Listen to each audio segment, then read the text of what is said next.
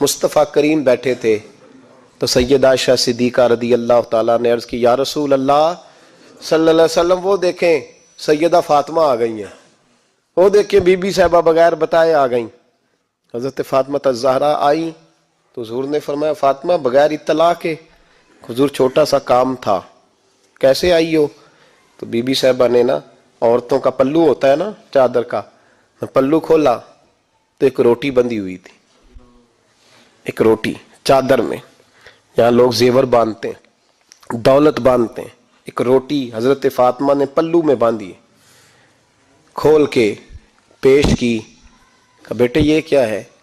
کہ ابا جی کئی دنوں سے گھر میں روٹی نہیں پکی تھی، آج علی کچھ جون لائے تھے، پیسے ہیں، چند روٹیاں بنی ہیں، تو بچوں نے تو کھا لیا، تو میرے سامنے بھی ایک روٹی آئی تھی، میں نے لقمہ توڑا ہے تو مجھے خیال آیا پتہ نہیں مصطفیٰ نے کھایا ہے کہ نہیں کھایا، پتہ نہیں حضور نے روٹی کھائی ہے کہ نہیں، میں لے کے حاضر ہو گئی ہوں، مہربانی فرمائیں۔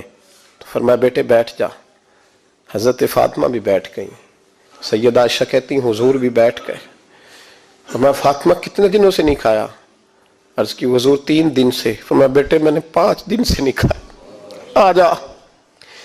دونوں باپ بیٹی مل کے کھاتے ہیں، روٹی 2 حصوں میں حضور نے بانٹی، فرمایا چل آدھی تو کھا آدھی میں کھاتا ہوں۔